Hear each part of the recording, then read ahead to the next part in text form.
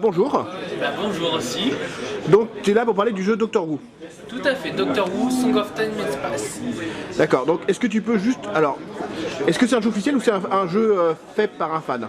C'est un jeu fait uniquement par un amateur de belles figurines et du Doctor Who. D'accord.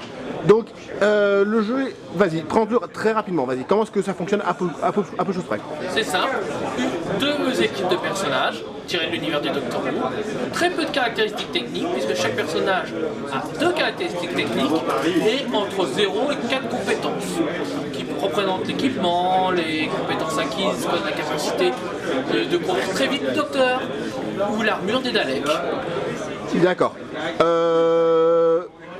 Techniquement, est-ce que tu peux juste nous dire à peu près comment s'organise un tour? Mais en simplifiant évidemment. Très simple.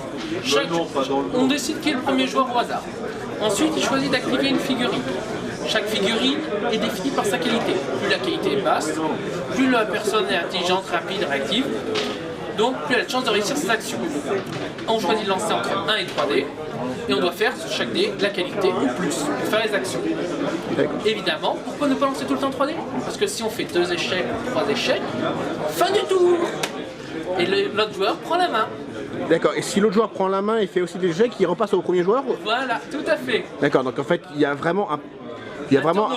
Voilà, un turnover. C'est le terme que je cherchais, c'est... Si on peut beaucoup agir, mais on peut aussi tout perdre si on teste beaucoup. Et oui, c'est tout l'intérêt. Le plan génial du Docteur et oh mince, la porte est fermée. Et on faut improviser autre chose. D'accord. Une partie en fait se finit en fait sur la poutre ou sur des scénarios précis? Plutôt, j'ai axé le jeu plutôt pour qu'il soit scénarisé.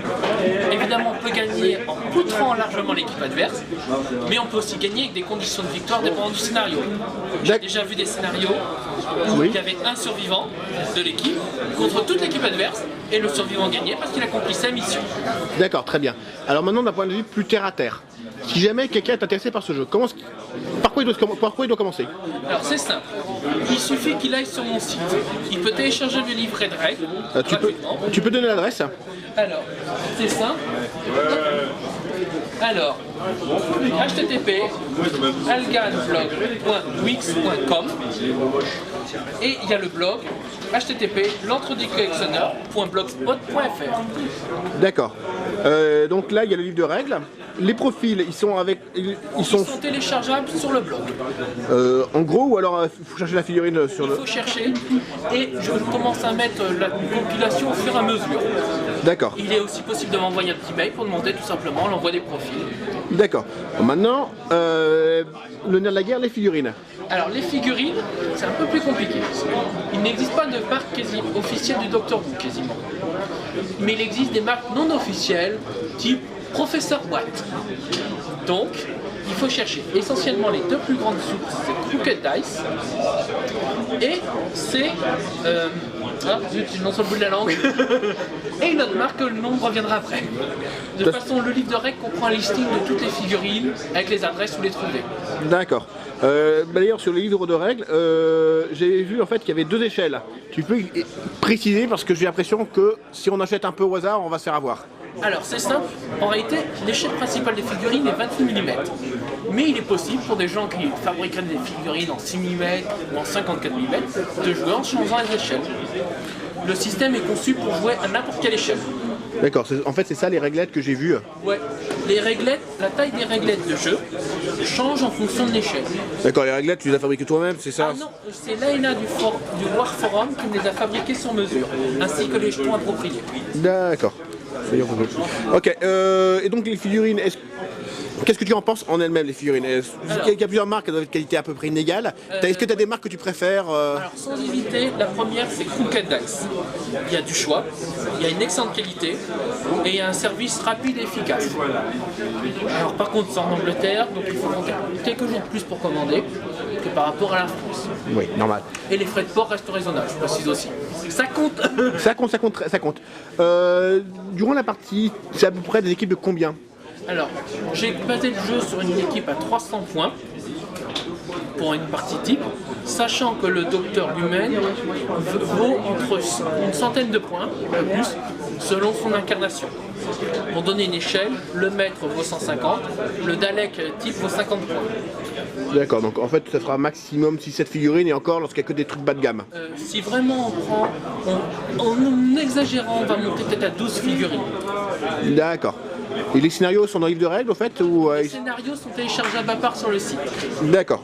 Ok. Ah oui.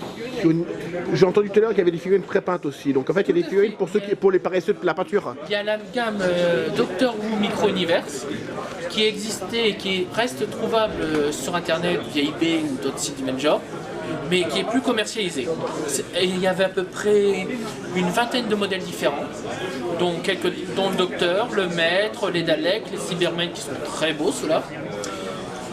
Il y a quelques modèles moins réussis aussi, mais l'avantage c'est que c'est du pré-peint jouable directement. D'accord. Dernière question. Est-ce que j'avais une autre question d'ailleurs à ce niveau-là? Oui, oui, remarque, oui. Non mais les décors, en fait, c'est les décors, tu peux prendre ceux des figurines normales. Tout ce que tu veux, puisque tu joues dans le temps et l'espace. Donc tu peux prendre des décors futuristes pour une station spatiale, pour une base militaire. Tu peux prendre des décors 39-45. Après tout, le docteur passe déjà fois dans la Seconde Guerre mondiale. Tu peux prendre des décors de forêt. Par exemple, l'un des premiers scénarios que j'ai fait, se passait dans la forêt de Versailles. D'accord. Ok, et dernière question, puisque je crois qu'on a fait le tour d'une présentation très rapide. Le temps d'une partie normale? 30 à 45 minutes. D'accord. Ça dépend de la complexité du scénario et aussi des fois de la chance des joueurs. Oui, forcément. Non, en fait, voilà, c'était vraiment dernière question. Désolé, j'ai pas envie de penser maintenant. Non, Il y en a encore. Non, normalement c'est la dernière.